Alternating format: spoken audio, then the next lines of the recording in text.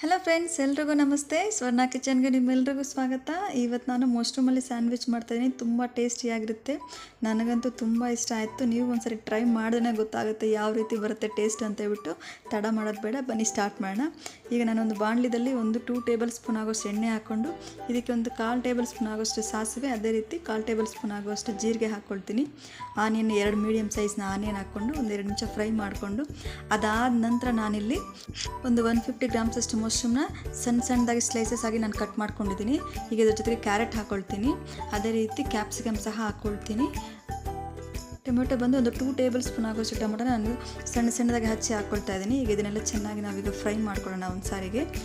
ಇದೆಲ್ಲ ಚೆನ್ನಾಗಿ fry ಆಗ್ತಿರುವಾಗಲೇ cabbage ಸಹ ನಾನಿಲ್ಲಿ ಹಾಕ್ಕೊಳ್ತಾ ಇದ್ದೀನಿ. ಈಗ ಇದನ್ನೊಂದ್ಸರಿ ಚೆನ್ನಾಗಿ ಮಿಕ್ಸ್ ಮಾಡ್ಕೋಬೇಕಾಗುತ್ತೆ. ಅದಾದ ನಂತರ ರುಚಿಗೆ ತಕ್ಕದಷ್ಟು ಉಪ್ಪು ನೋಡಿ ಹಾಕ್ಕೊಳ್ಳಿ. ನಾನಿಲ್ಲಿ 1/4 ಟೇಬಲ್ ಸ್ಪೂನ್ ಆಗೋಷ್ಟು ಹಾಕ್ಕೊಂಡಿದ್ದೀನಿ. ರುಚಿಗೆ ತಕ್ಕದಷ್ಟು ನೋಡಿ ಹಾಕೋಬೇಕಾಗುತ್ತೆ.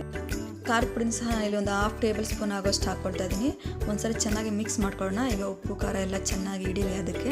ಅದಾದ ನಂತರ ನಾನಿಲ್ಲಿ 2 ಟೇಬಲ್ ಸ್ಪೂನ್ ಆಗೋಷ್ಟು ಕೊತ್ತಂಬರಿ ಹಾಕ್ಕೊಳ್ತಾ ಇದ್ದೀನಿ. ಒಂದು ಅರ್ಧ ಹೋಳು ಆಗೋಷ್ಟು ನಿಂಬೆಹಣ್ಣು, ಅಂದರೆ ಇದರಲ್ಲಿ ಒಂದು ಟೇಬಲ್ ಸ್ಪೂನ್ ಆಗೋಷ್ಟು ನಿಂಬೆಹಣ್ಣಿನ ರಸ ಬರುತ್ತೆ, ಅದನ್ನು ಹಾಕ್ಕೊಳ್ತಾ ಇದ್ದೀನಿ. ನಿಂಬೆಹಣ್ಣಿನ ರಸ ಹಾಕ್ಕೊಂಡ್ರೆ ತುಂಬಾ ಚೆನ್ನಾಗಿರುತ್ತೆ ಹುಳಿ ಅದಕ್ಕೋಸ್ಕರ.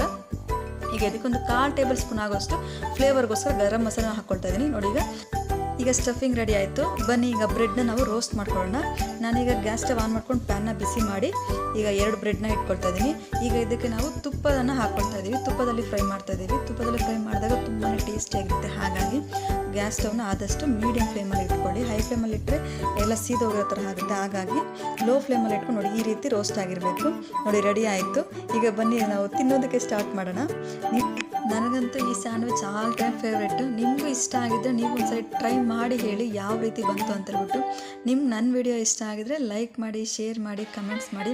ಅದೇ ರೀತಿ ನನ್ನ ಚಾನಲ್ನ ಸಬ್ಸ್ಕ್ರೈಬ್ ಮಾಡೋದು ಮಾತ್ರ ಮರಿಬೇಡಿ. Thank you.